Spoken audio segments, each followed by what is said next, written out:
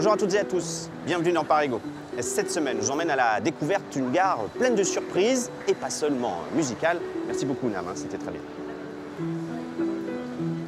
La seule où l'on peut trouver à la fois un jardin caché, une chapelle oubliée et un couloir de correspondance plus que redouté. Oui, et il fait quand même 185 mètres de long, le bougre. Il s'agit bien sûr de Montparnasse, la plus bretonne des gares parisiennes, qui n'a eu de cesse d'être remodelée, agrandie, modernisée et même déplacée lorsque la SNCF dut faire place nette pour permettre la construction de la tour Montparnasse, inaugurée il y a tout juste 50 ans. Ça valait bien un numéro de Parigo. Cette semaine, Parigo vous emmène au cœur de la seule grande gare parisienne à avoir été entièrement démolie puis reconstruite au XXe siècle. Elle fut d'abord victime de son succès, puis de la tour Montparnasse. Parigo vous dévoile son incroyable destin.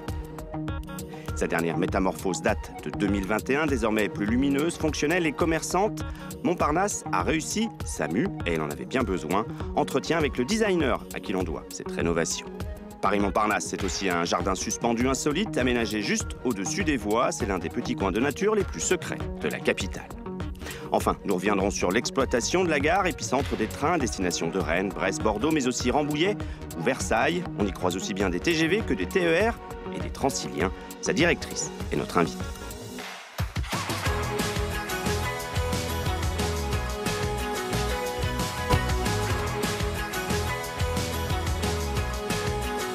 Rares sont les Parisiens à s'en souvenir encore, mais pendant plus d'un siècle, c'est ici, face à la rue de Rennes, que se situait la gare Montparnasse et sa fameuse façade. Art déco, il n'en reste aujourd'hui plus rien. Une histoire tragique qui nous est contée par Valentine Poncy. Voici à quoi ressemblait l'ancienne gare Montparnasse, aujourd'hui disparue. L'une de ses particularités, ses voies sont surélevées. En 1895, la locomotive du Granville Paris finit sa course quelques mètres plus bas. Pas de quoi stopper le trafic des trains. Au XXe siècle, les voyageurs ne vont cesser d'affluer. Les trajets s'étendent toujours vers l'ouest. On construit en 1929 et en 1934 deux gares annexes au niveau de l'avenue du Maine.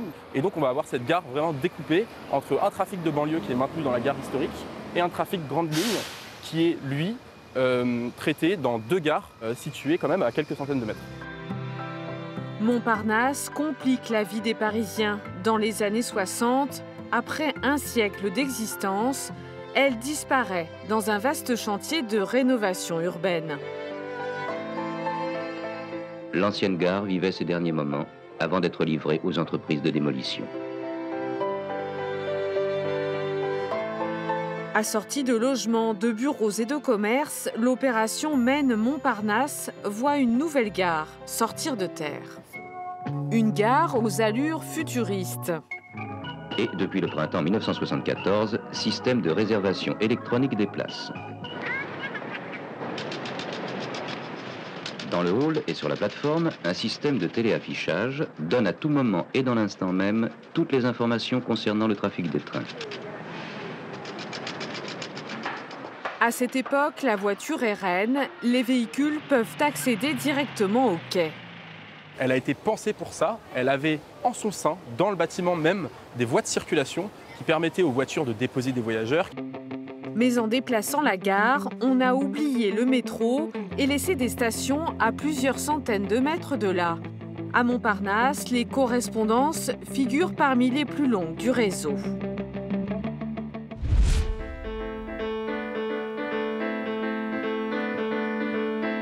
On se retrouve dans le hall Vasarely qui doit son nom aux deux célèbres fresques peintes par le père de l'art optique en 1972 et récemment rénové à l'occasion du dernier chantier de rénovation de cette gare Montparnasse, un chantier achevé en 2021. Bonjour Patrick Join. Bonjour. Vous êtes designer et vous faites partie de l'équipe pluridisciplinaire qui a donné naissance à ce nouveau visage de la gare, le dernier en date à l'issue d'un chantier colossal. 4 ans de travaux, 150 millions d'euros de budget. C'est vrai que cette gare elle est aujourd'hui méconnaissable. Mais quel a été votre objectif principal, vous, à l'époque? Qu'on se sente bien dans l'espace. 70% des gens qui viennent dans la gare, ils viennent du métro. Et on se perdait un petit peu. Donc je voulais qu'ils comprennent comment la gare fonctionne et je voulais qu'ils soient attirés par la lumière, qu'ils puissent voir Donc on a ouvert des trémies, on a agrandi des trémies, on a apporté beaucoup plus de lumière dans la gare. Et donc une gare plus agréable, elle donne tout simplement envie de prendre le train. Alors effectivement, il y a 13 600 m² de verrière, hein, on en voit en partie juste au-dessus de nous, mais vous avez également repensé les flux de manière globale. Il y a de nouveaux escalators et puis il y a cette passerelle sur laquelle on se trouve qui a été complètement repensée.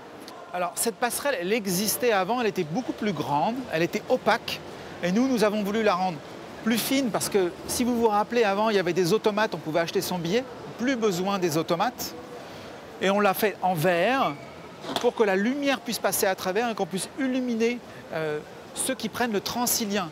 Ils sont beaucoup à prendre le Transilien. Ils sont à l'étage inférieur. Hein. Exactement, c'est l'étage inférieur et il y a énormément de passages par là. Ce sont les principaux utilisateurs de la gare. Et donc, on a voulu requalifier leur trajet jusqu'au Transilien. Alors aujourd'hui, il y a beaucoup de lumière, beaucoup de verre. Dans cette gare, on en oublierait presque que cette gare, elle était très bétonnée puisque conçue dans les années 70. C'est un lieu qui est très beau en fait. Il a été très bien dessiné par les concepteurs dans les années 60, par Baudouin. Alors c'est vrai que c'est une gare qui est une ode au béton. Au-dessus de vous, vous avez des voûtes qui sont des très belles pièces en béton, très fines, assez incroyables. Nous, on les a restaurées, repeintes, on les met en valeur. Il y a une esthétique des années 60-70 qui, à un moment donné, a été décriée, mais dont on redécouvre la qualité et la valeur actuellement. Et la gare, elle s'est ouverte vers Paris, vers la ville. Et c'est un très, très beau spectacle. Maintenant, tout le monde peut en profiter. Merci beaucoup, Patrick Join, d'être venu dans Parégo. Maintenant, on va aller au-dessus des voies, un petit peu plus loin par là-bas, pour découvrir le jardin de l'Atlantique, qui est juste au-dessus des voies, donc de Montparnasse, un jardin méconnu que nous présente Bruno Lopez. Pas de produits phytosanitaires, les mauvaises herbes s'arrachent à la main. Les jardiniers préparent les plantations d'été, dahlias, pétunias, verveines. 70 000 plantes peuplent les 3,5 hectares du jardin. Un jardin clos, cerné d'immeubles, façon cloître du XXe siècle, est posé au-dessus de la gare. Nous sommes en lien direct avec un parking souterrain qui est situé juste en dessous du jardin. 18 mètres en dessous, nous avons les voies SNCF. Pile au-dessus des voies qui partent et qui arrivent gare Montparnasse. L'idée de les recouvrir remonte aux années 60 pour limiter les nuisances des trains. Sur l'immense dalle en béton, le principe d'un jardin à moindre coût s'est imposé. La couverture des voies coûte environ 1 000 francs le mètre carré, alors qu'il est bien évident qu'on ne peut pas libérer de terrain nulle part à Paris pour un prix équivalent, et que ce sera en quelque sorte le parc Monceau de la rive gauche. 30 ans, c'est le temps qu'il aura fallu pour concrétiser le projet. En 1994, le jardin Atlantique est inauguré. Les 2 paysagistes lauréats lui donnent ce nom en hommage aux régions desservies par la gare. Un appel du large et un défi technique. Ce sont les contraintes techniques qui nous ont incités à trouver des solutions qui donnent le sentiment que c'est un jardin malgré tout. Et que ce n'est pas qu'une série de trémies de ventilation qu'on voit ici, des tennis les uns à côté des autres et des voies pompiers qui traversent le tout. On était tout jeunes et on a dit non, nous, on va faire un jardin malgré tout.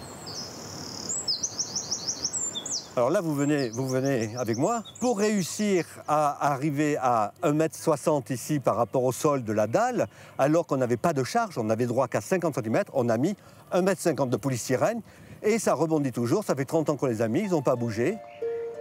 Je ne sais pas si on le referait, tout simplement. Parce que la quantité de béton qu'il a fallu couler pour construire ce jardin apparaît peut-être démesuré, et on se serait sans doute aujourd'hui posé la question de savoir si le rapport bénéfice-impact écologique était favorable ou pas.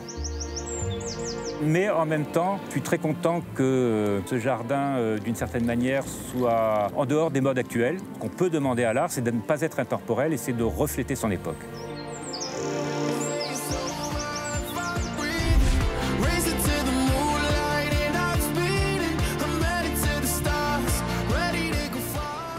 Bonjour Séverine Long. Bonjour. Vous êtes la directrice de cette gare Montparnasse d'où partent à la fois des TER, des Ouigo, des Transiliens, mais aussi évidemment des TGV. Ça représente à peu près 500 trains par jour pour seulement 28 voies de circulation. C'est quand même un sacré tour de force. Quels sont vos plus grands défis, vous, ici, au quotidien?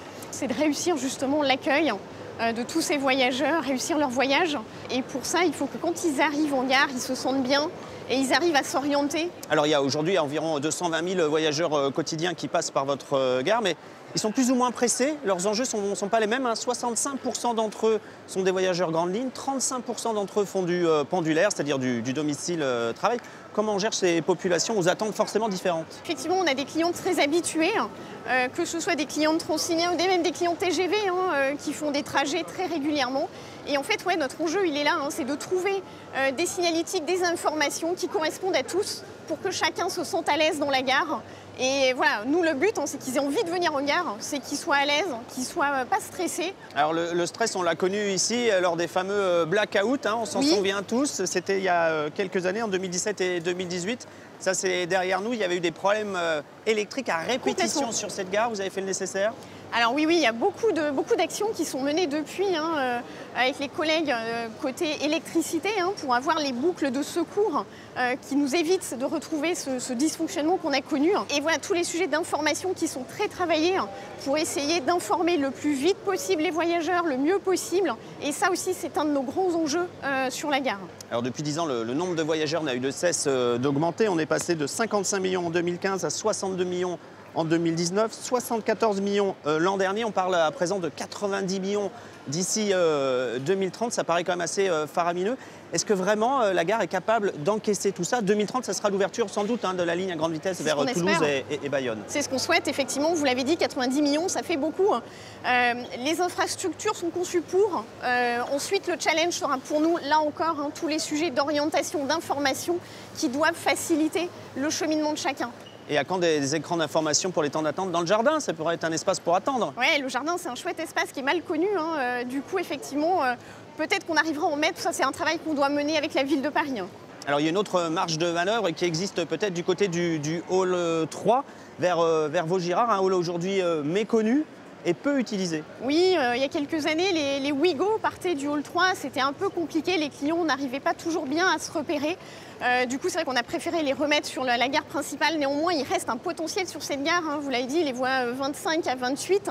Donc, on sait qu'on a encore une capacité de développement sur cette gare un peu annexe de la gare Montparnasse. Merci beaucoup, Séverine Long, pour toutes ces précisions. Voilà, c'est la fin de cette émission. J'espère que vous en savez un petit peu plus sur cette gare Montparnasse, la 4e de France en termes de trafic. Nous, on se retrouve la semaine prochaine, même jour, même heure. Passez un très bon week-end. Salut!